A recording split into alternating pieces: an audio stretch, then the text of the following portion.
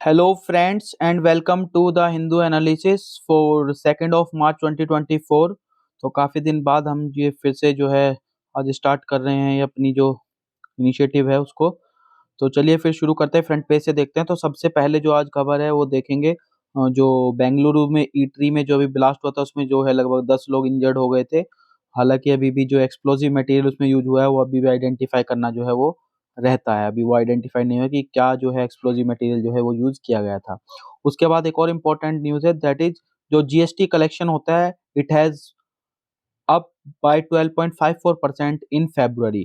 तो top collection माना जा रहा है ये। जो इंडिया का जीएसटी ग्रोस रेवेन्यू है उन्होंने सरपास कर दिया 1.68 लाख करोड़ को फरवरी में, और ये फोर्थ हाईएस्ट जो मंथली टैक्स कलेक्शन जो है वो ये ऑन द रिकॉर्ड रहा है। तो 3 मंथ हाई पेस के साथ जो है जो जीएसटी कलेक्शन रहा वो 12.54% से फरवरी में रहा है, और 1.68 लाख करोड़ का जो मार्क है वो क्रॉस कर गए हैं। Fourth highest monthly tax collection रहा है, ये हम बता चुके हैं। ठीक है। उसके बाद देखते हैं और कुछ क्या इम्पोर्टेंट है। तो दिल्ली का जो है जो बजट है 24-25 के लिए, उससे पहले जो इकोनॉमिक सर्वे आता है वो जो है प्रेजेंट किया गया है। ठीक है ना, दिल्ली असेंबली में। उसके बाद और देख लेते हैं। इस पेज पे तो कुछ नहीं है। थोड़ा सा ये जरूर देख सकते हैं कि जो ओडिशा में लेपर्ड्स का जो डिक्लाइन देखने को मिल रहा है उसमें ये बोला गया है कि जो अनरिस्ट्रेन्ड पोचिंग है उसका एक तरह से इसमें जो है बहुत बड़ा रोल है, जिसकी वजह से ये जो डिक्लाइन देखने को मिल रहा है। एडिटोरियल में देखते हैं तो सबसे पहले जो आज का लीड एडिटोरियल है that is decoding the script. तो बेसिकली जो एक रिपोर्ट जो जारी की है जीनोम इंडिया प्रोजेक्ट ने, ये जो प्रोजेक्ट है it is funded and coordinated by department of biotechnology DBT. तो उसने जो है अनाउंस किया है कि उसने फिनिश कर दिया है सीक्वेंसिंग ऑफ 10,000 इंडियन जीनोम्स को। तो यानी कि जो कंप्लीट जीनोम्स जो बात कर रहे हैं उसको ब्लूप्रिंट एक तरह से थोड़ा जीनोम का जो है वो तैयार किया है, इंडियन जीनोम का। तो जो डीएनए ब्लूप्रिंट है that constitutes and maintains human bodies from 10,000 individuals, these were analysed to create a reference Indian human genome. तो रेफरेंस इंडियन ह्यूमन जीनोम जो है तैयार करने के लिए और रेफरेंस करने के लिए जो है ये बनाया गया है, ब्लूप्रिंट उसका तैयार किया गया है। और ये पहली बार जो फर्स्ट टाइम जो ह्यूमन जीनोम सीक्वेंस हुआ था इंडिया में वो हुआ था 2006 में। तो ये आप एक बात ध्यान रख सकते हैं, जो फर्स्ट सीक्वेंस है ह्यूमन जीनोम का इंडिया में वो हुआ था 2006 में। तो एक क्वेश्चन जो कंसिडरेबल है वो ये है कि क्या ये 10,000 इंडिविजुअल्स जो है वो क्या रिप्रेजेंटेटिव हैं, और वो जो लगभग ओवर अ बिलियन पॉपुलेशन जो है हमारी 1.3 या 1.4 बिलियन के अराउंड पॉपुलेशन है, क्या उसको रिप्रेजेंट कर रहे हैं। तो हालांकि ये है कि surely it is not representative, लेकिन ये है अभी के लिए ये है कि ये हमारे पास अभी जो है एक बेस्ट फॉर्म है और एक वाइटल टेम्पलेट है जिसके बेसिस पे जो है आगे जो और ज्यादा इंसाइट्स हैं वो करी जा सकती हैं। ठीक है ना। तो इसका बेसिकली रोल तो वही है, डिजीज की फाइंडिंग्स में रहने वाला है।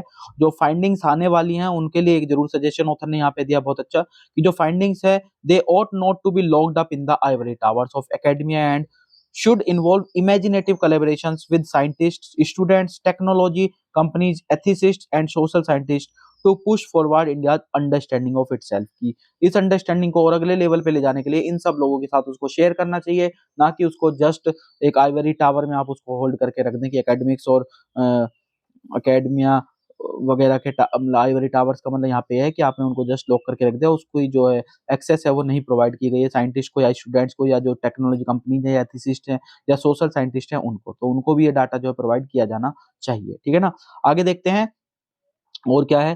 तो जो आर्टिकल है change and continuity India Palestine policy. तो जो बेसिकली अगर इसमें बेसिकली इंडिया की जो पैलेस्तीन के प्रति जो पॉलिसी रही है उसको यहाँ पे पूरा डिस्कस किया है कि इस तरीके से टाइमलाइन के अंदर देखें तो वो कैसे चेंज होती रही है। तो सबसे पहले यहाँ पे ऑथर ने बोला है कि जो न्यू दिल्ली है उसने मेंटेन किए एक केयरफुल बैलेंस बना के रखा है बिटवीन इट्स न्यू पार्टनरशिप जो कि इसराइल के साथ है, और जो हिस्टोरिकल उसका कमिटमेंट है टुवर्ड पैलेस्टीन उसके लिए। ठीक है ना।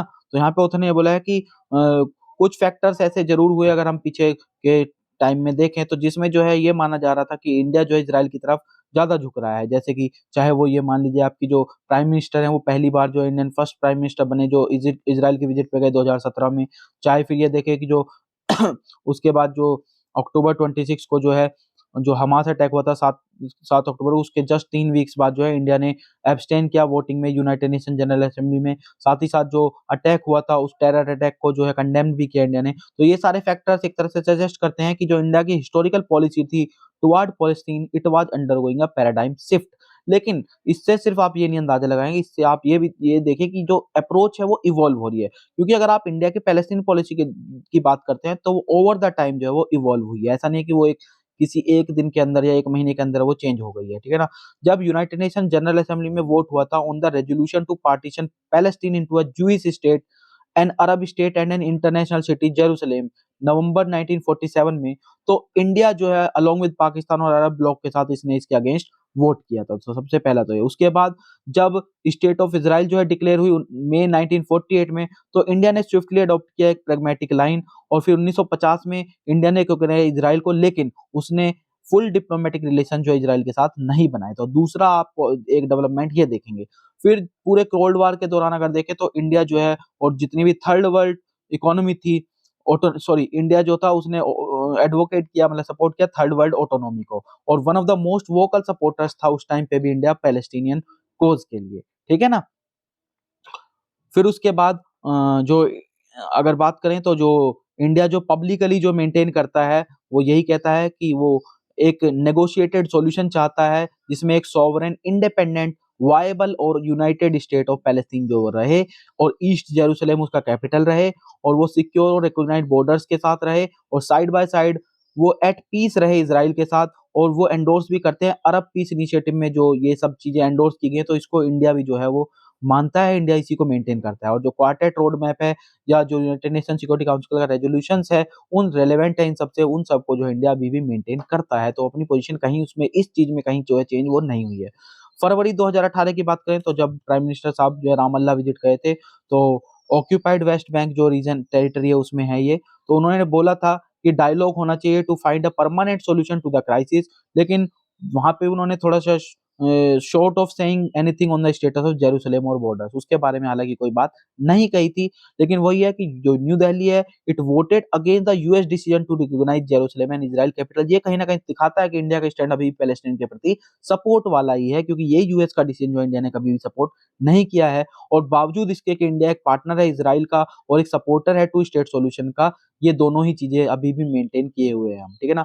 अक्टूबर 7 के बाद जरूर कुछ चीजें चेंज हुई थी, क्योंकि जो अक्टूबर 7 के बाद जो है हमने जो हमारे इंडिया था उसने यूनाइटेड नेशन उसमें एक तरह से कंडेम किया था उस टेररिस्ट अटैक को, और पोजीशन, लेकिन जो ये है उस वोटिंग से या उस कंडेमनेशन से क्लोज एनालिसिस करें तो इससे कहीं भी जो पोजीशन है बैलेंसिंग की वो चेंज नहीं होती है, क्योंकि ना तो इंडिया जो है वो एक स्ट्रॉन्ग मोरल क्रिटिक है जैसे ब्राजील या साउथ अफ्रीका है, और इसराइल जो जिस तरह से वार कर रहा है उसको एक तरह से हम स्ट्रांगली नहीं कर रहे हैं, और ना ही हम म्यूट स्पेक्टेटर रहे हैं या एनेबलर रहे इसराइल के जैसे कि यूनाइटेड स्टेट्स या यूनाइटेड किंगडम रहे हैं, ठीक है ना।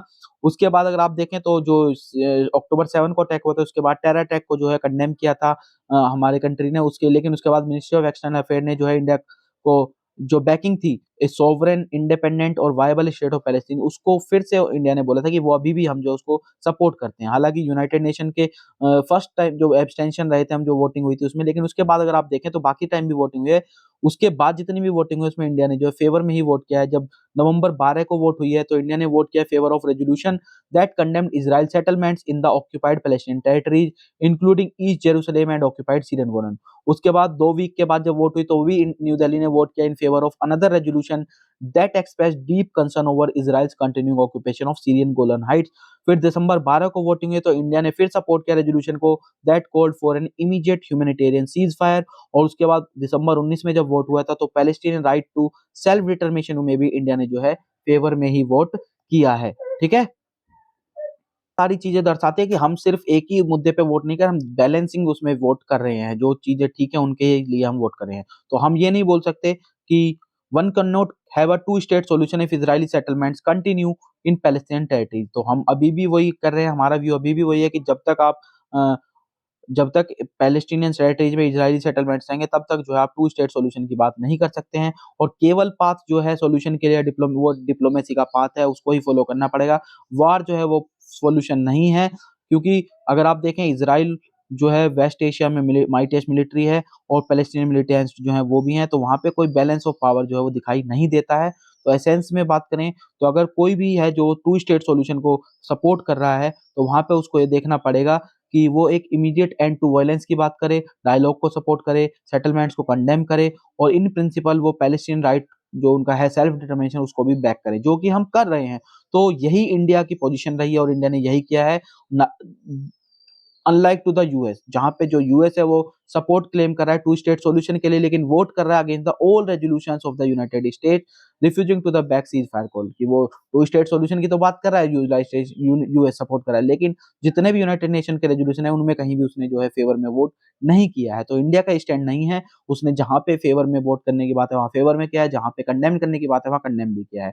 तो इंडिया के इंटरेस्ट की अगर बात करें तो इमीडिएट अगर एंड होता है वॉर का, जो रेस्टोरेशन होता है ऑर्डर और स्टेबिलिटी का वेस्ट एशिया में, और परमानेंट फिक्स हो जाएगा ये पैलेस्टीन का क्वेश्चन, तो ये सारे के सारे इंडिया के उतने इंटरेस्ट में है जितना कि वो वेस्ट एशिया में किसी और के इंटरेस्ट में है। तो इंडिया के लिए भी उतना ही इंपॉर्टेंट है ये, ठीक है।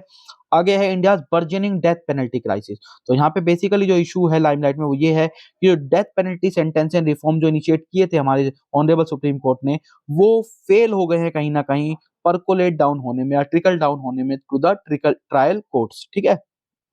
कैसे?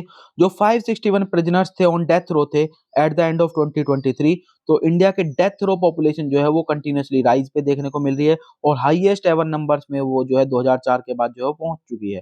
तो अनप्रेसिडेंटेड ट्रेंड में अगर देखें तो एक चीज ये भी है, जो सुप्रीम कोर्ट ऑफ इंडिया है उसने लगभग 55% जो डेथ रो प्रिजनर्स थे उनको एक्विटल दिया है, ठीक है ना, जब से उसने 2023 में ये जो केस सुने हैं उसमें, ठीक है ना। तो ये भी बात है कि डेथ प्रिजनर्स को एक्विटल मिल रहा है, तो कहीं ना कहीं वो जो दर्शा रहा है जो जो एक्विटल्स है डेथ रो प्रिजनर्स का बाय द सुप्रीम कोर्ट, ये कहीं ना कहीं पर्टिकुलर अटेंशन डिजर्व करता है, क्योंकि ये जो डिसीजंस हैं ये कहीं ना कहीं अंडरस्कोर करता है, सपोर्ट करता है कि सिस्टमिक फेलियर हुआ है बाय पुलिस या प्रोसिक्यूशन या ट्रायल कोर्ट्स के द्वारा। तो इस पे ध्यान देने की जरूरत है, ये ऑथर यहाँ पे बोल रहे हैं। तो जो ग्रोइंग नंबर ऑफ एक्विटल्स है सुप्रीम कोर्ट के द्वारा in death penalty cases, it creates an urgency to recognise the very high chances of error in our criminal system, कि कहीं ना कहीं हो सकता है हमारे क्रिमिनल सिस्टम में ही कुछ ना कुछ एरर हो, ठीक है ना।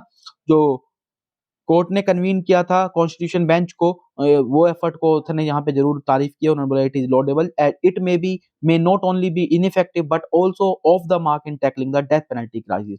हालांकि लॉडेबल जरूर था, लेकिन ये कहीं ना कहीं इनइफेक्टिव बताया ऑथर ने और बोला है कि ऑफ द मार्क दिखाए, इससे डेथ पेनल्टी की जो क्राइसिस है वो कहीं टैकल होती नहीं दिखाई दी।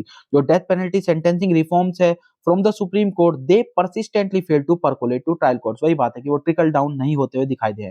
फिर प्रोजेक्ट 39A 2023 की रिपोर्ट की बात की है, जो दिखाता है कि डिजोनेंस दिखाता है between narrow sentencing question that the court prioritises over the actual scope of the crisis that runs across the criminal process in death cases, की जो क्रिमिनल प्रोसिक्यूशन सिस्टम है उसमें जो क्राइसिस है कहीं ना कहीं उसको आपको सुधारने की जरूरत है, चाहे वो मतलब पुलिस से लेकर प्रिजन तक जो सिस्टम है उसको आपको सुधारने की जरूरत है। ये व्यूज जो है ये ऑथर के पर्सनल है, हालांकि इनसे कुछ देना देना है नहीं, उनके पर्सनल व्यूज हैं, तो इसको आप जरूर ध्यान में रखिए कि आप इनको लीजिए चाहे मत लीजिए, ये आपके ऊपर डिपेंड है, ठीक है जी। आगे देखते हैं और क्या इंपॉर्टेंट है। यस, एक खबर ये भी है कि इंडिया जो एस्टेब्लिश करने वाला है international alliance to protect big cats. जो बिग कैट्स हैं, यूनियन मिनिस्ट्री ने प्लान किया है कि वो सेटअप करेगी, कोऑर्डिनेट करेगी एक international big cat alliance, IBC इसको नाम दिया इंटरनेशनल बिग कैट अलायंस।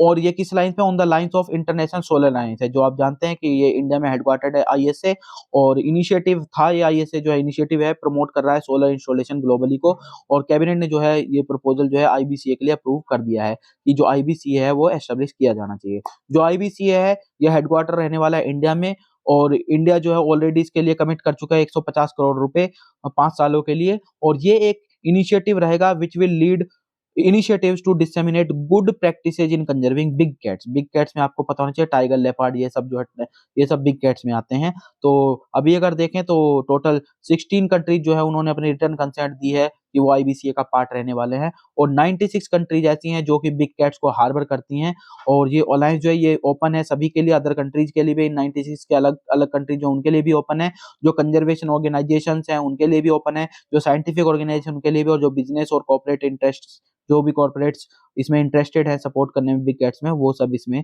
जुड़ सकते हैं, ठीक है ना। तो एक अच्छा इनिशिएटिव है जो इंडिया इसमें लीड करेगा, ठीक है। आगे देखते हैं, don't make appeal on basis of caste religion election commission tell party. तो अभी जो लोकसभा इलेक्शन हो रहे हैं उससे पहले जो है इलेक्शन कमीशन ने जो है डायरेक्ट किया है पॉलिटिकल पार्टीज को और स्पेशली जो स्टार कैंपेनर्स है उनको कि वो मेंटेन करें डेकोरम को व्हाइल कैंपेनिंग और रिफ्रेन करें, दूर रहें from making appeals on the basis of caste और कम्युनल पॉलिटिक्स और make false statements which can mislead voters. ऐसे कोई भी स्टेटमेंट ना दे जो फॉल्स हों और मिसलीड करें वोटर्स को, ना ही वो कैंपेन करें on the basis of caste या कम्युनिटीज और इन सब आधार पे, रिलीजियस के आधार पे वो जो कैंपेन वो ना करें, ठीक है ना। जो पॉलिटी उन्होंने एक तरह से एडवाइजरी इशू की है उसमें पॉलिटिकल पार्टीज और जो लीडर्स हैं उनको ये बोला है कि shall not make false statements and utterances without factual basis aimed at misleading the voter. बिना किसी फैक्चुअल बेसिस के आप कोई भी जो फॉल्स स्टेटमेंट्स नहीं देंगे, ना ही वो करेंगे, एलिगेशन लगाएंगे false. Criticism of other parties और their workers on the basis of unverified allegations और on distortion shall be avoided. बिल्कुल आपको अवॉइड करना है जब भी ये कोई अनवेरिफाइड एलिगेशन है या डिस्टॉर्शंस है, ठीक है ना, उन आधार पे आप कोई भी एलिगेशन नहीं लगाएंगे। पर्सनल अटैक्स जो है वो नहीं करेंगे। No aspect of private life not connected with the public activities of the leaders or workers of the other party is to be criticized. Low level personal attacks जो है to insult the rivals shall not be made। और ये भी warning दी है कि जो parties है against giving advertisements masquerading as news items in media, जो मीडिया में न्यूज आइटम्स में मैस्करेडिंग चल रहे हैं उनको भी आप जो है पार्टी जो है उनको उन एडवर्टीजमेंट मतलब उनमें नहीं देंगी, ठीक है ना। तो इन सब चीजों से थोड़ा रिफ्रेन रहने की बात की, ये सारी एडवाइजरी में बातें की गई हैं। US drone sales to India progress to the next stage, अगली स्टेज पे पहुंच गए हैं। पॉसिबल सेल है 31 MQ-9 भी high altitude long endurance armed unmanned vehicle UAV की यूएस कंपनी जनरल एटॉमिक्स जो है वो इसको इंडिया को दे रही है और वो नेक्स्ट स्टेज पे पहुंच गई आफ्टर 30 डे ऑफ कांग्रेचुलर नोटिफिकेशन। जो डील थी वो लगभग $3.99 बिलियन की ये डील है और ये जून लास्ट ईयर में जो है वो अनाउंस हुई थी, ठीक है ना। तो इतना ही इसमें जानने की जरूरत है। आगे देखते हैं। इंडिया जो है वो इस बार जो है वार्मर समर देखने को मिलेंगे हमारे में, क्योंकि एल नीनो कंडीशन जो है कंटिन्यू रहेंगी। तो लाइकली एक्सपीरियंस करेंगे हम वार्मर समर का इस साल, क्योंकि एल नीनो कंडीशन जो है वो प्रेडिक्टेड की गई है कि वो कंटिन्यू रहेंगे एटलीस्ट अंटिल मई तक। ये आईएमडी ने जो है प्रेडिक्ट किया है। इस जो कंट्री लाइकली रिकॉर्ड करिए अबर नॉर्मल रेनफॉल मार्च में। तो आज देखेंगे आज सुबह ही बारिश हुई है, तो ये इसी क्योंकि जो आईएमडी ने फोरकास्ट किया वो ये क्या है कि अबव नॉर्मल जो है रेनफॉल रहने वाला है मार्च में, ठीक है। Elephants take dead calves to be buried in untrodden path. तो अगर आप अगर समझते हैं कि सिर्फ ह्यूमन बींग्स ही अपने जो डेड्स हैं या जो रिलेटिव्स हैं एक तरह से उनको बरी करते हैं, ऐसा नहीं है। जो एलिफेंट्स है वो भी जो उसमें अपने जो काव्स हैं वो उनको बरी करते हैं। तो elephants in the eastern Himalayan food flood plains bury their calves in a legs upright position. कैसी पोजीशन में करते हैं बरी उनको? लेग्स अपराइट पोजीशन में करते हैं। ये एक न्यू स्टडी में फाउंड किया गया है। स्टडी में ये भी पता चला कि जो एलिफेंट हर्ड्स हैं वो अवॉइड करते हैं उन पाथ्स को जहाँ पे जो कैरकेसेज होती हैं, मतलब बॉडीज होती हैं उनके बच्चे काव्स की या उनकी, उनको बरी किया होता है उन्होंने, और वो पैरेलल रूट जो है वो लेते हैं। तो कहीं ना कहीं ये उनमें जो सोशल बिहेवियर है उसको दिखाता है। तो ये जो स्ट्रेटेजिक बिहेवियर है ये रिफ्लेक्ट करता है care and affection of the heard members toward the deceased, ठीक है ना। जो उनके काव मेंबर्स डिसीज हो गए उनके प्रति केयर और अफेक्शन के ये बिहेवियर को दर्शाता है। तो केवल ह्यूमन बींग्स ही नहीं है, कुछ एनिमल्स भी हैं जो इस तरह का बिहेवियर दिखाते हैं, ठीक है ना। इंटरनेशनल में देख लेते हैं आज क्या खबर है। तो ये यहाँ पे जो है यूनाइटेड नेशन राइट्स के जो चीफ है उन्होंने बोला है कि जो 3 इयर्स ऑफ मिलिट्री रूल रहा है म्यांमार में, it have inflicted unbearable cruelty leaving people trapped in an unending nightmare as the conflict spreads. ये यूनाइटेड नेशन के जो ह्यूमन राइट्स के चीफ है उन्होंने फ्राइडे को बोला है। इसके अलावा जो अभी गाजा में मसैकरे हुआ है उसके लिए कॉल बोला है कि प्रोब किया जाना चाहिए, उसके चलते ही चल रहा है। तो इजराइल का जो अटैक हुआ है on a crowd of Palestine, उसमें जो 112 लोग मरे थे और लगभग 750 से ज्यादा लोग घायल हुए थे, तो उसमें बात चल रही है कि उसमें प्रोब होना चाहिए। चाइना, फ्रांस और इटली जो है और जर्मनी है उन्होंने इस स्ट्राइक को जो है वो क्रिटिसाइज किया है। वहीं पे जो यूएस है it is looking into two competing versions of the incident says Biden, ठीक है ना। तो यूएस का स्टांस ये है और जो चाइना, फ्रांस, इटली का है उसका स्टैंस हमने आपको बता ही दिया। आगे देखते हैं। जो फाइनेंशियल इंटेलिजेंस यूनिट है हमारी एफआईयू, उसने इम्पोज किया 5.49 करोड़ का fine on Paytm bank for PMLA lapses. जो prevention of money laundering act है उसमें कुछ लैप्सेज देखे गए हैं कि वो उसको फॉलो नहीं कर रहा है, उसके लिए 5.5 करोड़ के आसपास लगभग 5.49 करोड़ का फाइन जो है वो पेटीएम बैंक पे लगाया गया है। जो पेमेंट बैंक्स की आर्म है ये PPBL, it was found to be in breach of KYC के जो नो योर कस्टमर वाले जो नॉर्म्स है उनको ब्रीच किया है। फिर साथ ही साथ जो एंटी मनी लॉन्ड्रिंग और टेररिज्म फाइनेंसिंग नॉर्म्स जो उनको भी ब्रीच किया है। और इसने कुछ एंटिटीज को जो है रूट करने दिया इलीगल एक्टिविटीज के लिए उनके प्रोसीड्स को थ्रू इट्स अकाउंट्स, इस वजह से जो उस पे ये फाइन लगाया गया है। ठीक है ना, तो ये ध्यान रखेंगे आप, सीपीबी बिल जो है पेटीएम पेमेंट्स बैंक लिमिटेड, उस पे ये फाइन जो है वो लगाया गया है 5.49 करोड़। किसने लगाया? Five financial and intelligence unit के द्वारा। ठीक है ना। स्पोर्ट्स में देख लेते हैं क्या कुछ इंपॉर्टेंट है। हाँ, ये देखिए पुनेरी पल्टन जो है उसने प्रो कबड्डी लीग जो 10th सीजन था उसका फाइनल जीत लिया है। हरियाणा स्टीलर्स को 28-25 से हरा के पहली बार जो उन्होंने अपना जो मेडन जो टाइटल है वो इन्होंने जो है वो जीता है। तो आप ध्यान रखेंगे पल्टन, पुनेरी पल्टन। ठीक है जी। उसके अलावा और कुछ क्या इंपॉर्टेंट है, तो सेमीफाइनल जो है वो होने वाला है बिटवीन रणजी ट्रॉफी का बिटवीन मुंबई और तमिलनाडु। ठीक है। उसके अलावा ये देख सकते हैं Sarabjot and Suruchi top the air pistol 11। तो आपको बस ये ध्यान रखना है शूटिंग से ये लोग जुड़े हुए हैं, कई बार ये पूछ रहे थे ये प्लेयर किससे जो है जुड़े हुए हैं, तो आपको इनका ये पता होना चाहिए। So this is it regarding today discussion. Hope आपको ये डिस्कशन अच्छा लगा होगा। आप कमेंट सेक्शन में जरूर बता सकते हैं कि कैसा डिस्कशन लगा है। So thank you.